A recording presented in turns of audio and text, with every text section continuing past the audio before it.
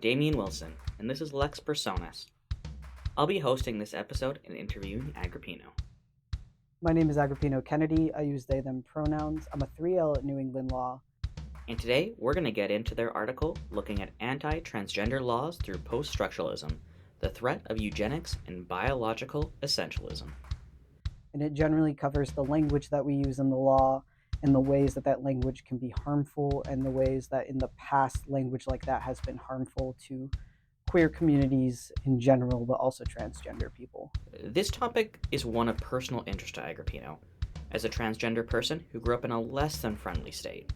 I think I came to this topic from both an academic and a personal interest. I grew up trans in Florida in a climate that was already pretty anti-transgender early on before a lot of these laws started coming out. And I think that I saw people around me not necessarily misunderstanding, but choosing to be ignorant about transgender people because they were different from them. And I found it very interesting at the time that people had such vitriolic feelings towards a population that they knew nothing about. And being a member of that population, it was pretty difficult. I mean, I faced bullying in high school and threats, and I found myself feeling so unsafe that I left the state.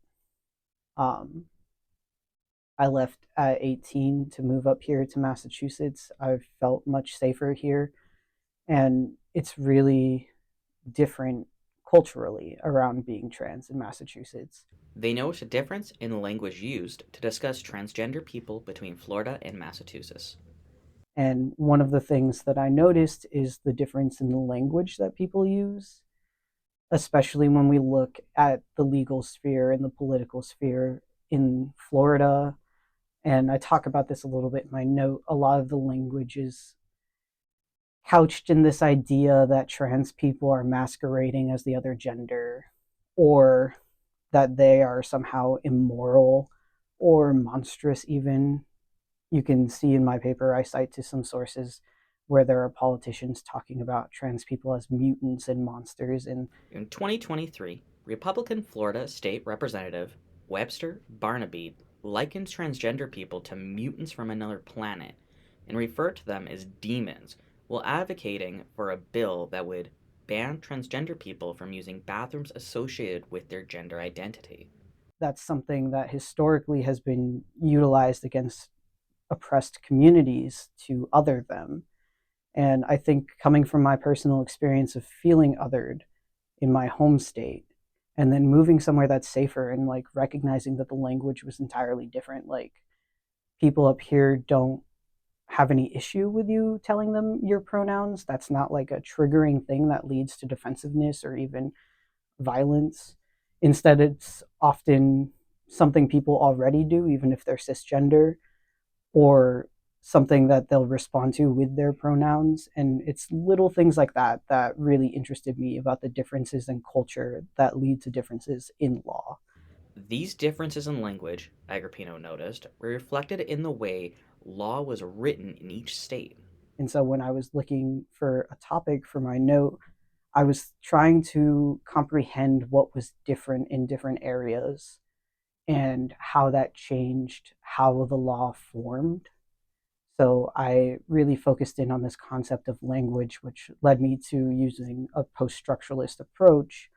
I have a little bit of a philosophy background from undergrad, and I remember reading the two philosophers that I use in my paper, Michel Foucault and Judith Butler, and both of them talk a lot about the ways that the language that we use or the knowledge that we use, whether it's produced knowledge or shared knowledge, impacts the systems of power, like the legal system, and how that has like a direct impact on the individuals or the subjects, as they'd say, of that system. Michel Foucault is well known for his work around power and knowledge relationships, specifically how a system of power will control and even generate knowledge to reinforce itself. Judith Butler is well known for their musings on gender and how we interact with the world through our gendered presentations and experiences. And so I really wanted to approach this anti-transgender legislation, especially at its height as it's growing exponentially. At the time of writing the script for these voiceovers, the number of anti transgender bills has risen to 806 in the 2025 legislative session. At the end of the 2024 session, one tracker found it had totaled 691 bills across the country, and only 615 the year before that. From a perspective of like, how can we kind of change the system of knowledge around transgender people in a way that will help others to recognize them as humans and as themselves, in hopes that that will help people recognize that they're deserving of rights, that I'm deserving of rights. Agripino sees language as a crucial barrier to the development of transgender rights. The language we use can be constrictive or even othering and hold back the movement for trans rights. I think the big thing about language is it's the basis for how we interact with each other. Um, Communicating with each other is kind of foundational in the law, because when we look at laws and when we're standing in courtrooms or we're standing before the legislature, the thing we're doing is talking. And it really is conversational. I mean, when you're in a courtroom, sure, there's a lot of like procedure to it, how you're supposed to talk. But at the end of the day, what a court proceeding is and what a legislative hearing is or an administrative hearing is a conversation between the parties and between the adjudicator or the fact finder. Um, and I think that the language that we use has a huge impact on the outcomes of that. This issue isn't limited to transgender rights. It shows up in other areas of law where marginalized groups are described in ways that remove their humanity and value in society to justify actions that are harmful towards them. I mean, even thinking about how we have talked about people who are disabled in the law and the impact that that has had long term as we've changed our language. We like talk about disability different today than we did in like the 30s.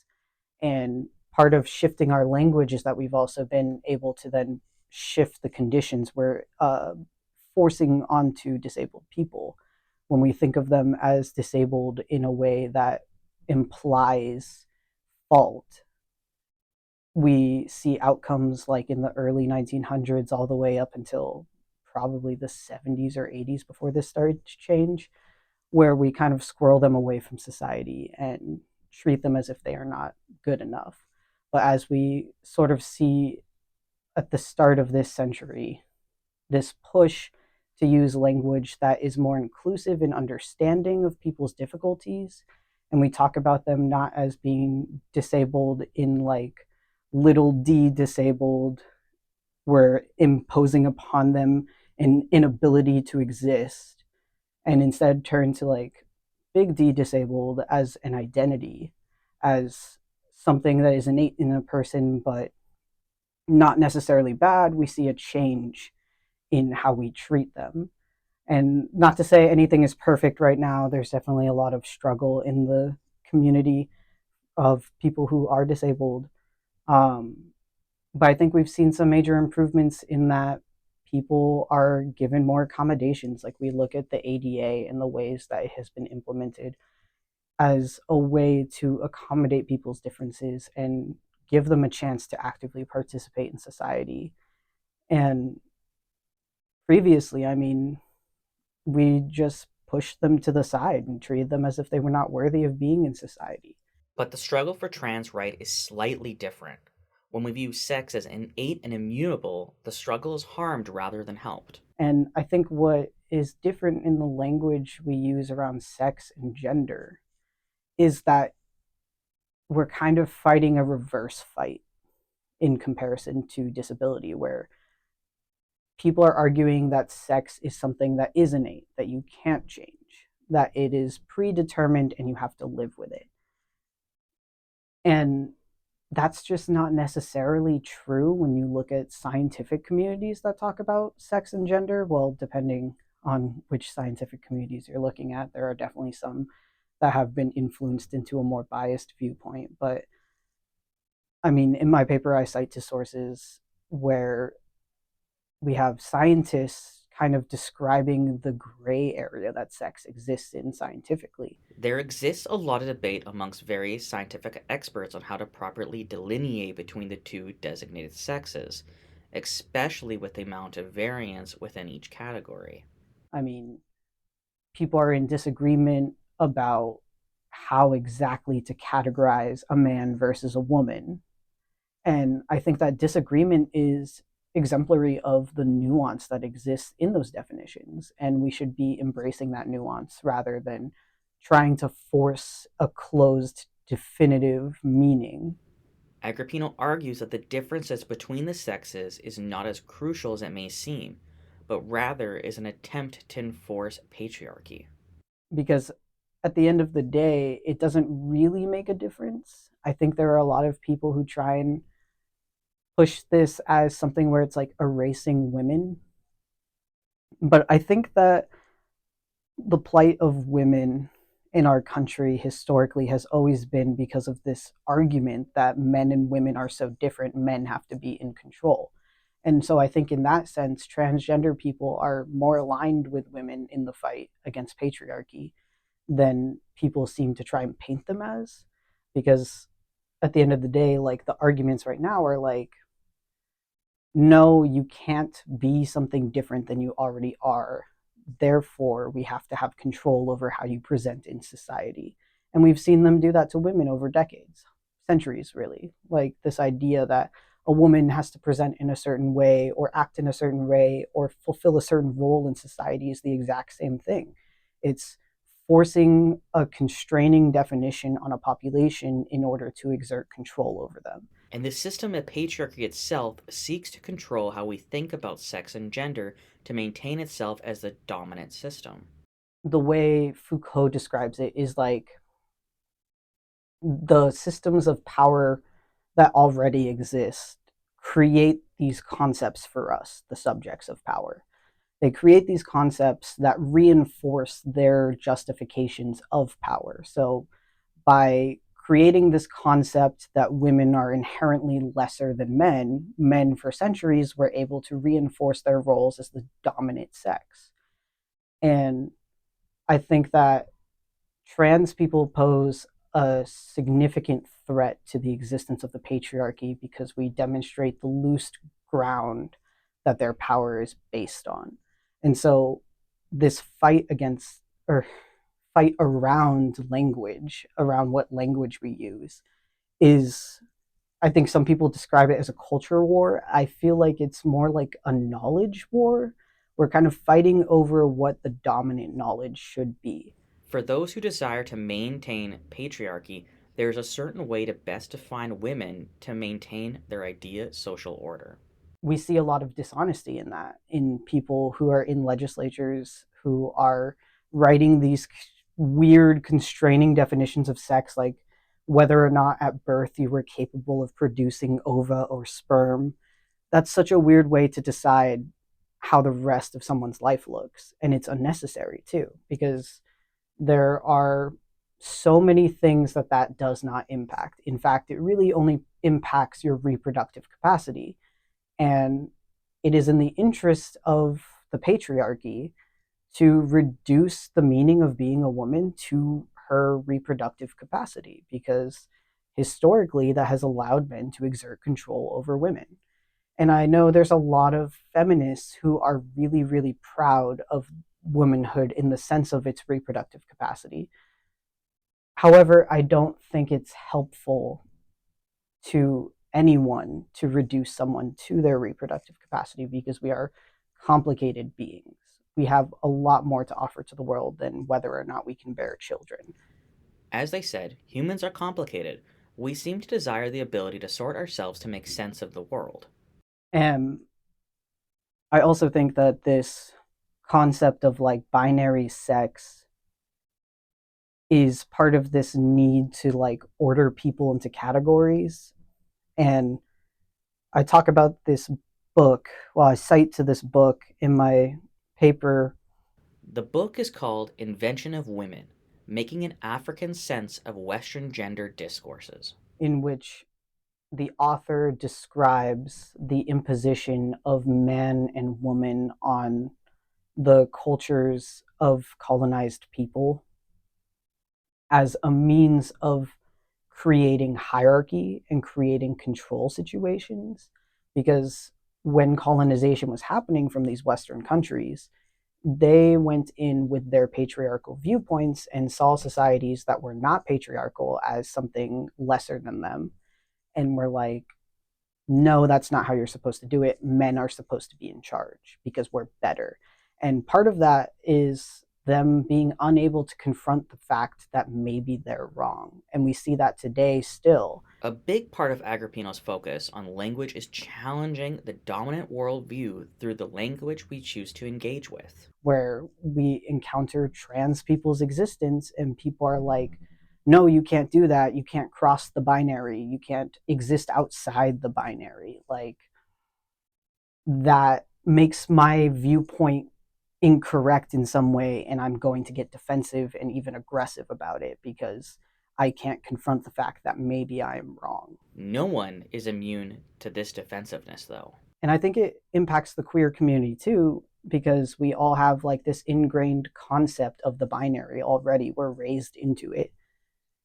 Um, and so, we get a lot of narratives of like, I was born in the wrong body, or I was born this way, so it can't be changed, or I was born this way in this body and now I have to fight myself to get there. And I think part of what was really helpful for me going through my transition was recognizing the harm that those narratives cause, because I really, really hated myself and my body for a really long time. And it wasn't until in therapy I was able to kind of work out like, this is a narrative that was placed on me. I don't actually hate myself or my body. Like, my body has done a lot of good for me. It's carried me through life. It's given me the strength to do all kinds of things. I think that in the queer community, we cling to these ideas because that's what the dominant power system wants us to use as the narrative. They want us to point out the wrongness of it or the innateness of it. There's a danger to these narratives on a larger scale.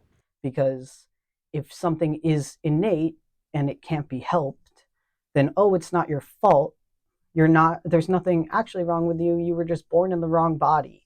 And I think that narrative is really harmful because it implies a guilt if it's not innate. Like, it's okay because you can't help it, but if you could help it, you should change it. And I think that also invites this concept of like conversion therapy into it. Like, maybe we can help you not be wrong if we can just convince you to stop feeling that way. In Agrippino's paper, they note the dangers of conversion therapy, which is banned in over 20 states but still actively practiced in 49 of them.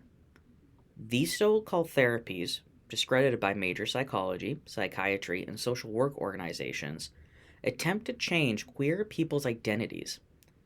The basis of these practices is often the idea that being queer is morally wrong and people must choose to adhere to societal norms to be cured of this innate illness.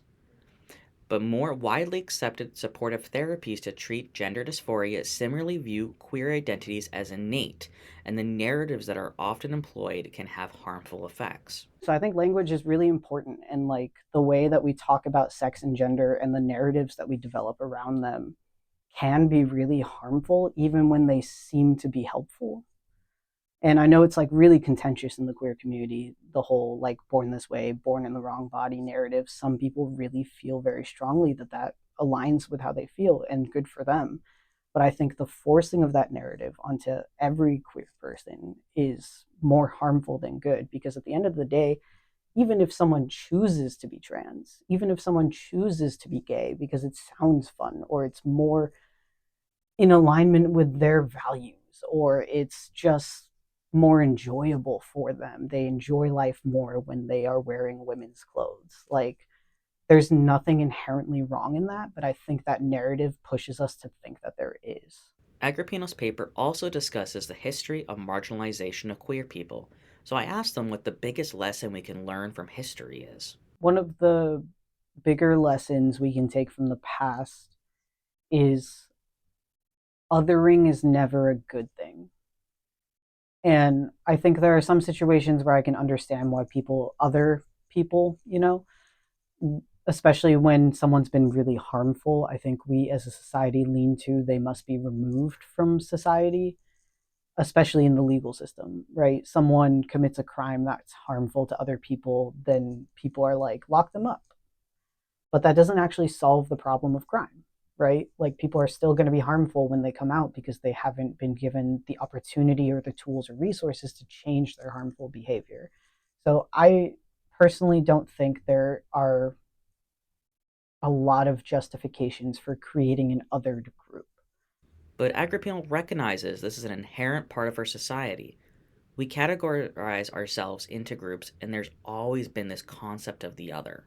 It's difficult to get people away from this concept of othering, especially when they don't realize that's what they're doing. Now, there are very obvious examples of othering. I mean, we can look at the entire Holocaust, right? That was a very blatant and extreme example of a dominant social group being like, these are the rejects. These are the people we don't want in our society, so we're just going to get rid of them. And the majority of that animus was directed at the Jewish people and communists um, and other political dissenters. But I think part of the history that we don't talk about a lot is the ways that queer people in Germany were targeted pretty much first. I mean, one of the first major book burnings happened at the Institute of Sexuality. And one of the first groups that were like under surveillance, if not the first one of the first groups that were under arrest and things. One of the first groups under surveillance, even prior to the Nazis taking power, were queer people. And we paint it in like a brighter light than I think we should. There were these passes that were given to people who were identified as transvestites or transsexuals, which I think in a contemporary situation, we might refer to them as transgender, though I'm hesitant to place that label on someone else who I don't know. But, these gender diverse people who were presenting opposite or different from what they were expected to present, they were given passes to do so by the German government. And people look at that as like, oh, the society was more tolerant before. But the result of that was that when the Nazis took power, they had a list of people to target. And I think that it's also kind of demeaning to be like, I can't appear as my full self without the government's permission. And so I think some of the lessons that we need to learn from history are like, we shouldn't be othering people. We should be calling people into society and like working with our differences and finding common ground. Because I think when we create this like myth of a monster, it only builds fear and resentment and anger and aggression when in all actuality there's not a lot that's different between a trans person and a cisgender person other than the choices they make around presentation, maybe. Agrippino explains in their paper that many monster myths were developed based on the fear of the abnormal, as established by a society and often used to demonize those who fell out of the range of normal into that category of other.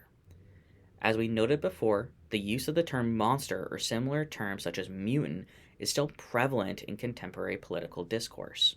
And even to that extent, like the differences are so few. I mean, your average trans person in the United States is just trying to live their life. And those of us that are viewed as more radical and disruptive are only disruptive because we aren't being allowed to just live our lives. I don't think anyone wants to spend their whole life in constant battle. Like, but that othering is forcing people into a reactive place. This radical reaction to oppression has been seen time and time again throughout history and continues on today in many spheres. Agrippino says there's an important lesson to be learned here. I mean, we see that everywhere. We see it in Palestine.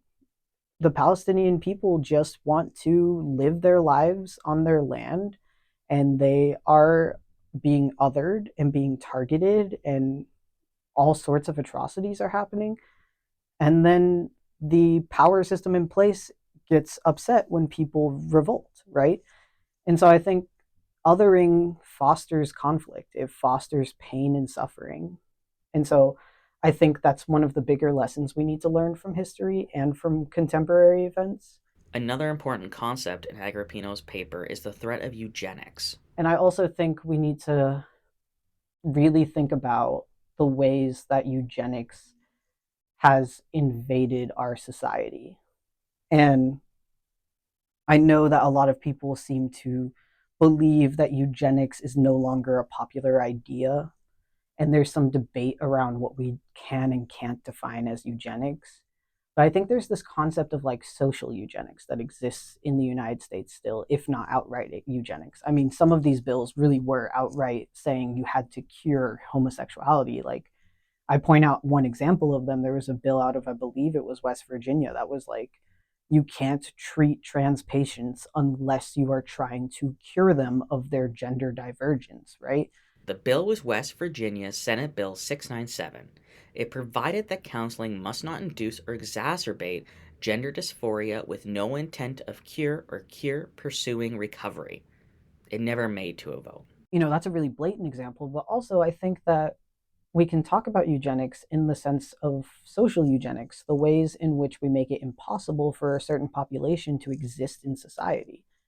I mean, if you're in the state of Florida right now, you can't have a driver's license that represents your gender identity, which makes it difficult, if not impossible, to do things that require your driver's license because, God forbid, someone who is prone to violence in a transphobic way sees that you have a female marker on your license but are presenting like a man, or a male marker and you're presenting as a woman. That instills a sense of fear in the people who are affected by these laws, and it encourages them to be self-containing and self-correcting, in the sense that it encourages them to pull themselves out of society or to correct the way they're presenting to what society wants. And there's even like criminal liability in the state of Florida. It's a trespass misdemeanor if you're in a bathroom that's inconsistent with your sex at birth. Florida Statutes Chapter 553, Section 865, known as the Safety in Private Spaces Act, criminalizes the act of entering a sex-designated washroom opposite of a person's sex assigned at birth in correctional facilities, educational facilities, and numerous public buildings. As the title suggests, the purpose of the act is alleged to be safety, but is based on this unfounded assertion that trans women are dangerous and must be kept out of women's spaces. We've seen in history this othering of people in a way where we paint them as immoral or dangerous for some reason, and then use that to justify violence against them. And we're seeing those same arguments made about trans people, where people are saying that they're perverted or that they're pedophiles or that they're rapists. And I think the danger in that is it justifies violence. I mean, I think there's a large portion of our society who thinks if someone's a rapist, then I'm justified in being violent against them to protect myself or protect others or in a vengeful way. And even though that's like illegal, like you aren't supposed to go around beating people up just because you suspect that they might have done something wrong. Like we have a whole legal process. But in this case, the legal process has picked up this myth about trans people being dangerous and created criminal liability for things that are mundane and just them living their lives. Agrippino doesn't buy the rumors of trans people being more violent inherently. In fact, they say trans people just want to use the bathroom like everyone else. That should be a common sense conclusion. Like, that should be a common sense thing where we're just like there to use the bathroom and go. And like, worst case of what I think would happen in a bathroom is someone forgets to wash their hands. Like, I don't know. I think it's just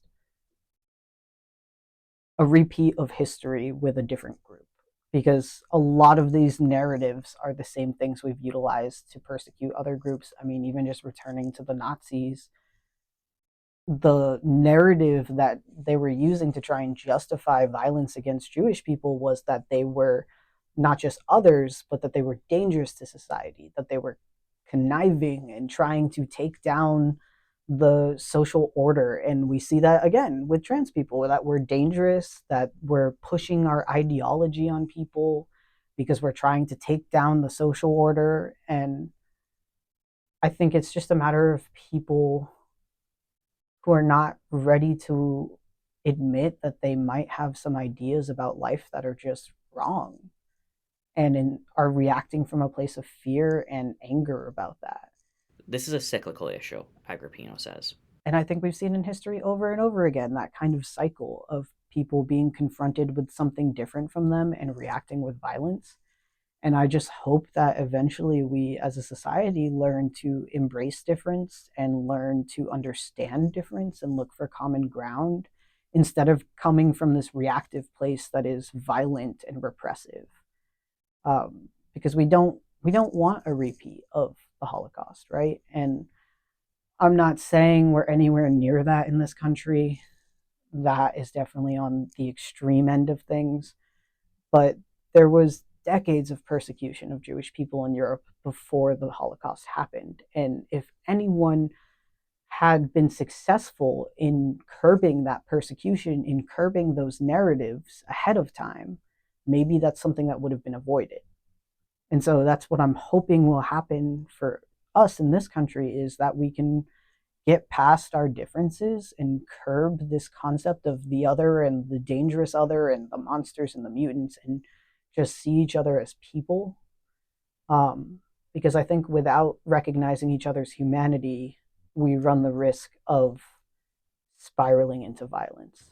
There have been a lot of arguments against transgender people based on the false assertion that they are criminally deviant. For example, a lot of unsupported rumors around the dangers of trans women in bathrooms. Agrippino says this animus targeting trans people has a long history.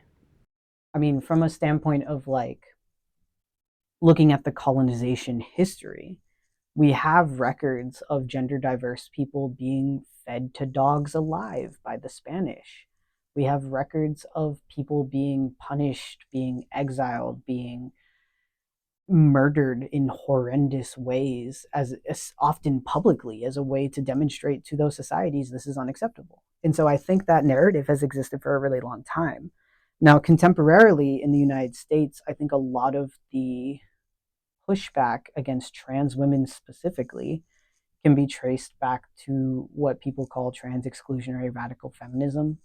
I don't love that term because I don't think it's actually feminism, but that's the common term. And this dates back not too long ago to a professor who actually used to work at my undergrad school, UMass Amherst. Her name is Janice Raymond. Janice Raymond began working at the University of Massachusetts Amherst in 1978, a year before publishing her well known anti transgender treatise, The Transsexual Empire. To this day, she is honored as a professor emerita of women's studies at the school. She is like the mother of trans exclusionary radical feminism. She wrote this book called The Transsexual Empire, in which she argued that trans women were just men masquerading as women in order to co opt and gain access to women's spaces. Um, it's a horrible read. I read it in undergrad because I was curious, and it's just vitriolic. Raymond's argument didn't necessarily originate from a place of hate. Agrippino suggests it originated from a place of fear stoked by anti transgender rhetoric that has been circulated for a long time. She makes this argument coming from a place of feeling threatened by the ideology that you might be able to transgress gender binaries. And I think it really does come from this place of not understanding otherness and not enjoying or being able to accept the fact that your view of the world might not be fully accurate. Um, and it's interesting because what we see contemporarily is that a lot of the people who are transphobic in especially vitriolic ways don't engage with the conversation. They choose to remain ignorant. They choose to remain hateful.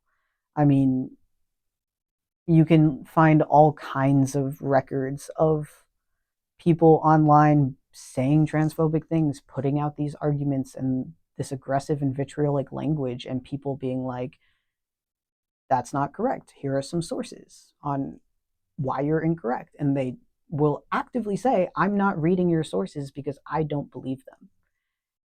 And that's just academically dishonest. But these people are not looking for honest conversation. They're scrambling for control in a situation where they feel like they're losing it. So I think that's really the origin of it, is this feeling of losing a sense of power. And I think it mirrors almost like the fight for racial equity in this country. I mean, people were so afraid of enslaved people being freed, especially because there were a lot of them in comparison to white people in certain areas. Um, they were so afraid of losing that sense of power over people when it really wasn't like, now all these enslaved people are going to rule over you because there's a million of them. Like, it was like, these people are finally going to have more rights, not even equal rights at that point, right? Just some more rights. They're going to be able to live somewhat more freely. And that was terrifying to Southerners and to white people specifically. It was terrifying to them to think that they weren't going to have control over people that were different from them, that forced them to think about their worldview in a different way. That someone who's different from them might also be of equal value was a terrifying thought.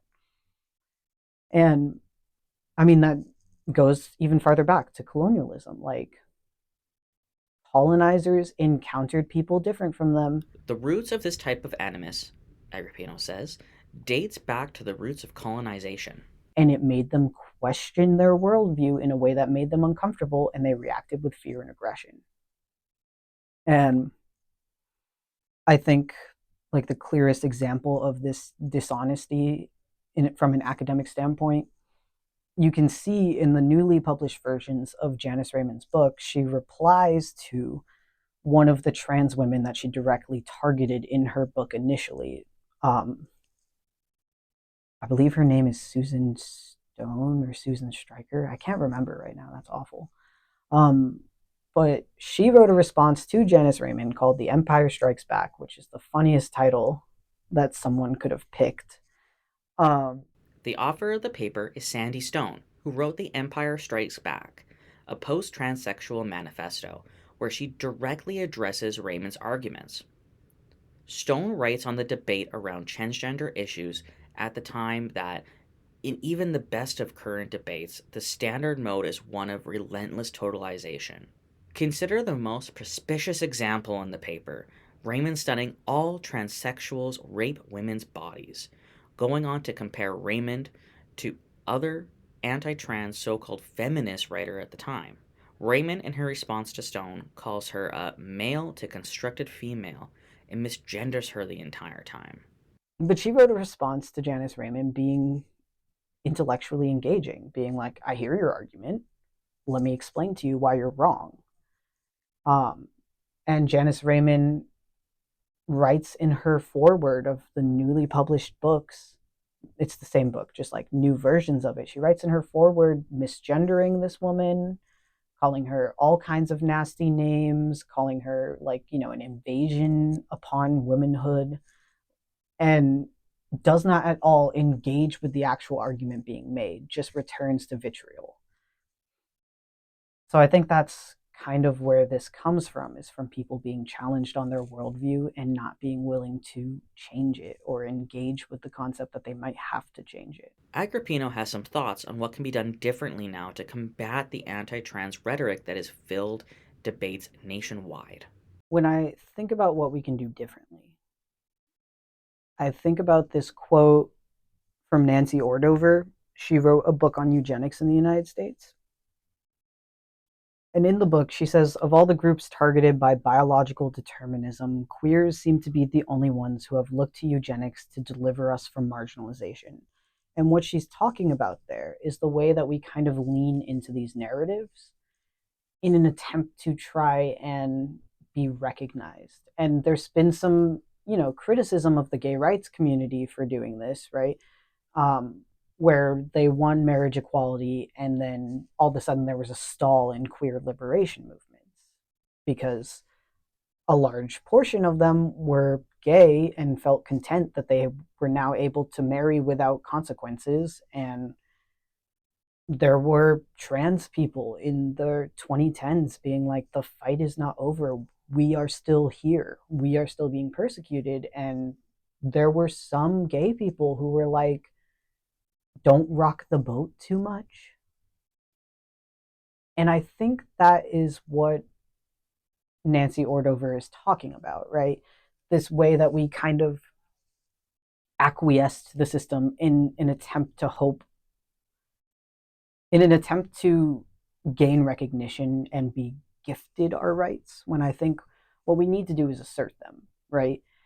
And I think part of that assertion means divesting from biological essentialism, divesting from this idea that it is innate and that's the only reason that it's okay, divesting from this concept that we have to like present a certain way to be recognized as the other sex or the other gender,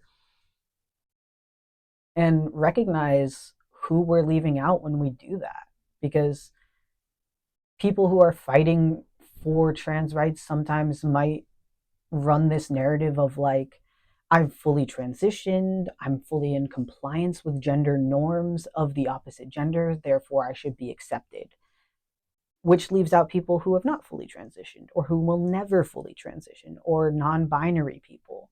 And to go even further on that, when we acquiesce and agree with a definition of sex, there's always going to be somebody left out. Constricted definitions of biological sex have been the subject of hot debate, with a large portion of the scientific community pointing out that sex is more nuanced than we are taught in youth. And I talk in my paper about how conservatives right now, and the ways that they're defining sex, especially when they're talking about like genitalia at birth or reproductive capacity at birth, we leave out intersex people there. There are people with ambiguous genitalia at birth or with mosaic genetics who go on to present as women and live their lives as women, but by this definition of a woman, they are not a woman. And I think that conservatives are so caught up in this threat, this supposed threat of trans people, that they can't even recognize that there are plenty of women who don't fit perfectly into their definition of woman. Agrippino's paper suggests a solution: bodily autonomy. I think what I argue for in my paper and what I think is important is to divest from this biological essentialist argument and from this acquiescence to norms, and actually look to the tenets of queer liberation, which is like a focus on autonomy, on self determination. And I talk about this in my paper in the context of the legal field. We have for decades been fighting for bodily autonomy in different areas. And I think that is the route that we should be fighting for in queer liberation also. I mean, just looking at like reproductive rights cases, Roe v. Wade is now overturned, but for a while they made a lot of headway on the argument of bodily autonomy. If it's my body, I should be able to do what I want with it. And I think we've hit a point of extremism in this nation that is looking to control women and those who can give birth um, in a much more severe way than we have seen it in the past, in the recent past, I should say. And there is this fight against bodily autonomy, but I think that is just showing us that that's the right move. If they're reacting that aggressively against it, it means that that's the argument that most attacks their worldview. But Agrippino says there is some systematic pushback to this autonomy argument.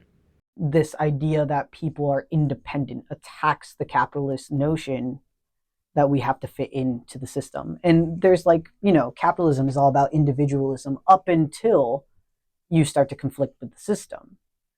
And so I think that bodily autonomy is the direction I would say we should be going in. Obviously, I'm not any kind of legal expert, nor am I any kind of expert activist.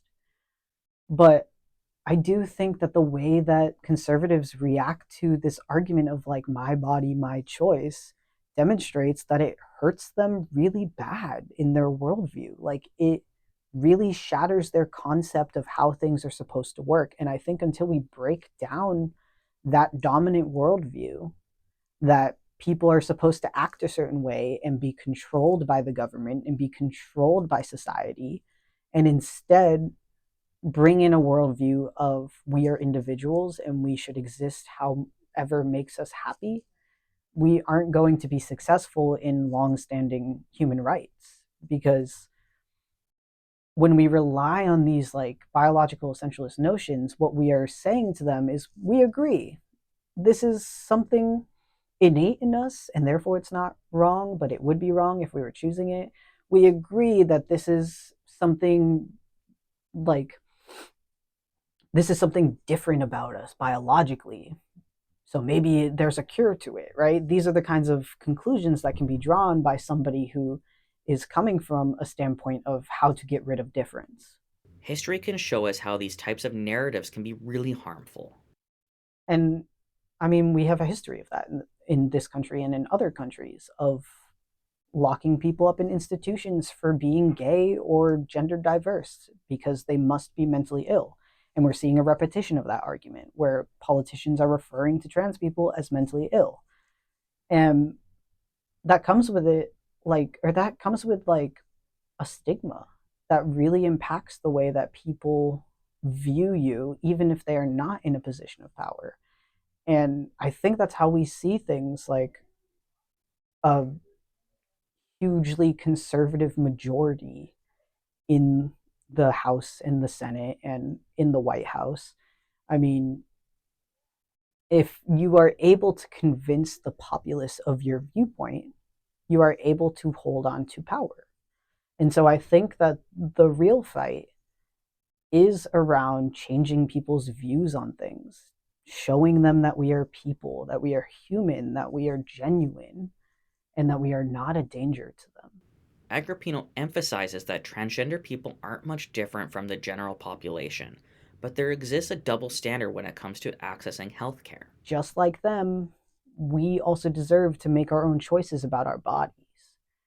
And I talk a little bit in my paper, I make a point about how cisgender people can go to a doctor and get a breast enhancement or breast reduction or maybe a penile enhancement. Like they can change their bodies in ways that the US government's current stance on is mutilation. But because they're not doing it as trans people, it's just seen as an elective surgery. But in the context of transgender people, we have to argue this biological essentialist notion that we were born in the wrong body and that it's greatly distressing and it's causing medical and mental health problems in order to be able to access that care. But Agrippino notes there's value in gender dysphoria as a diagnosis. Gender dysphoria is a term used in the medical and psychological fields to describe a feeling of distress related to the misalignment of one's body and gender expression with their internal sense of gender. As a diagnosis, it is used to gain access to medical transition care in a way that some insurances will cover. And I think that has some value in the medical system we have because it guarantees, under a proper system where you get care for things that are distressing, it guarantees your access to that care if it's truly something that is distressing to you at that level. But I know a lot of trans people who have gone to therapists and just spit out that narrative because it means they'll get care, not because they believe it. And that's not right. I think it should be something that you can elect to do if you have the money to do it. And I think of it like like if a cisgender woman can up and decide my breasts are too big and I would like them to be smaller, what is the harm in a transgender person then doing basically the same thing, right? Other than it insults the patriarchy and insults the idea of binary gender and forces people's worldviews to be called into question. Still, Agrippino argues the medical model of trans shouldn't be the only way to access trans healthcare. Their suggestion is focusing on pushing for bodily autonomy, which wouldn't just help transgender people. So I think that my conclusory argument here is that we should be pushing for bodily autonomy, not just acquiescing to the system in order to gain rights slowly. Um, and I think that opens the door for coalition building. I mean, thinking of people outside the transgender community who would also benefit from bodily autonomy, women are a huge class of people who would also benefit from bodily autonomy, people who are disabled. And Agrippino believes that coalitions of differently traditionally oppressed groups are key to building a movement for civil rights. I think that movement building around trans rights has to be interdisciplinary and intersectional and include people from outside the community because we are a small percentage of the population. We're not an insignificant percentage. We are a small percentage of the population. And if we really want to effectively make change, we need to start changing people's minds. The fight for trans rights is reliant upon a change in public opinion, an approach that requires battling the narratives that are being pushed to portray transgender people as dangerous or mentally unwell. But changing people's minds is a complicated issue. And changing their minds in a way that's not harmful to us. Because changing their minds using this narrative of biological essentialist language and concepts is not going to give us long term results. It's just going to give us acquiescence into the system. But changing their minds and their worldviews to there's nothing wrong with me and I deserve to have the same level of autonomy as everybody else, and so do you. That's how you build relationships and strong movements, right? You look for these things that we have in common and our common enemies, here being the state or the government, um, and we actively work together to change it. And I think that builds a stronger movement and a stronger like sense of people power, which we've seen historically. That's how things change. You get enough people on your side, and you can change things. At this point, Agrippino had talked a lot about people's worldviews and the need to change them. So I had to ask them, how does someone who wants to engage with a different worldview go about doing that? I think it's difficult right now in the current climate to actually get neutral information or even like nuanced information because I think we're hitting a point of polarization in the country where it's either you're on my side or you're not. And something I did while writing this paper that I think would be helpful to people who are actually trying to look for that nuance and understand concepts is I read conservative arguments. I read conservative news. I watched conservative YouTube videos. Like I explored the space of the other side, right? I know I'm going to disagree with them, but I can't understand them or comprehend their arguments or engage meaningfully in a discussion with someone with a different viewpoint if I don't actually learn what it is that they want to tell me. So I did, and it was awful. I mean, it's really hard to, as a trans person, read and intake media where people are saying all kinds of horrible things about me and my community.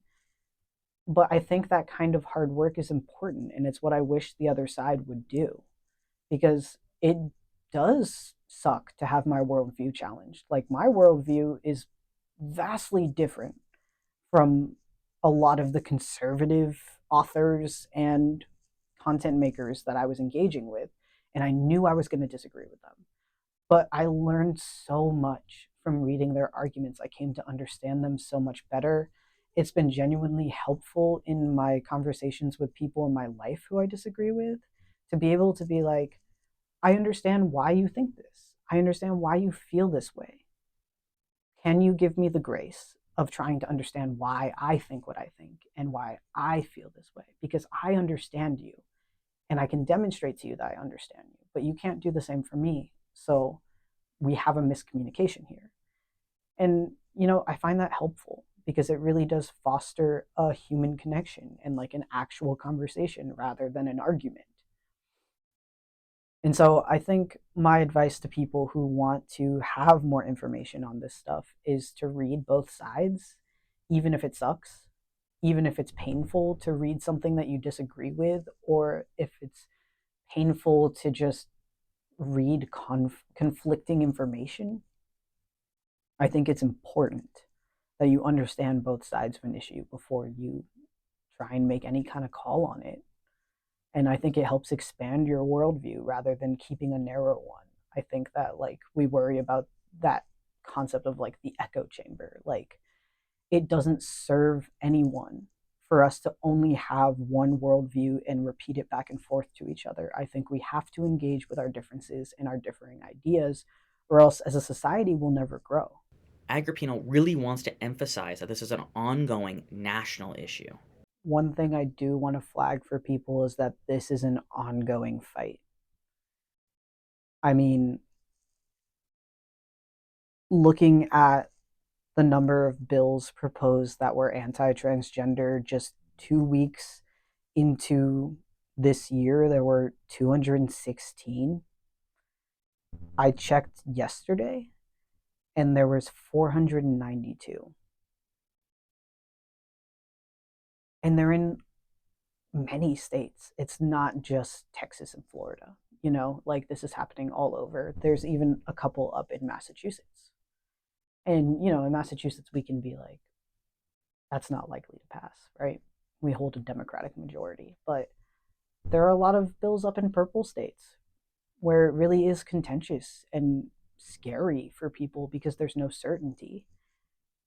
And we're also seeing these executive orders come out targeting trans people and all kinds of horrible things being said in legislative sessions. I mean, Nancy Mace was using a slur against trans people and faced no consequences for it. In fact, when she was called out for it, she just repeated it 3 times in a mocking tone like an elementary schooler. And nothing came of that. We're just, as a legislature, they're just accepting that behavior. Nancy Mace, a Republican representative from South Carolina, used a slur against transgender people during a House Oversight Committee hearing in February of 2025. Representative Gary Connolly, a Democrat from Virginia, initiated a parliamentary inquiry as to whether using the slur violated decorum rules, stating, "We can have debate and policy discussion without offending human beings who are fellow citizens." Mace then repeated the slur and went on to say she didn't want penises in women's bathrooms. This hasn't been the only incident of attacks on transgender people in congressional discussion. In March of 2025, Republican Representative Keith Self misgendered Representative Sarah McBride during a congressional hearing for the House Foreign Affairs Subcommittee on Europe. She, in turn, referred to him as Madame Chair. When Representative Bill Keating, a Democrat from Massachusetts, pushed Representative Self to correct himself, Representative Self adjourned the meeting. And I think it's important to recognize that a lot of where this is coming from, like I've said, is from people's worldviews. And so it is going to be a hard fight because people don't want their worldviews to be challenged. I mean, there's a representative from Virginia named Bob Good who, on the congressional floor, was saying things like, how can a party continue to call itself conservative if it no longer fights for absolute truth and natural law flowing from our Creator? Representative Good lost his congressional seat in a recount of votes to John McGuire, a candidate who was endorsed by Donald Trump over Mr. Good in the previous election. Agrippino notes, however, that Mr. Good's statements in Congress are an example of the kind of cemented worldview that needs to be challenged. And I think that this challenging of worldviews is what's going to be important. I mean, listening to Congressman Good talk like that, it's clear that he's coming from a place where he's saying, how can we let them challenge our worldview? How can we not stand firm in our view of the world? And, I don't want to place the blame on Christians. I know a lot of good Christians who are very accepting of trans people and have adjusted their worldview to, well, God made you that way. And so I'll accept it, right? And I think the problem is people who are not willing to change their worldview. They have a stagnant one, it's not malleable. And that creates strife. So I think what I really want people to take away from this conversation and from my paper is that until we start working with each other to change our worldviews, and I mean everyone, because I'm sure there are faults in my worldview too.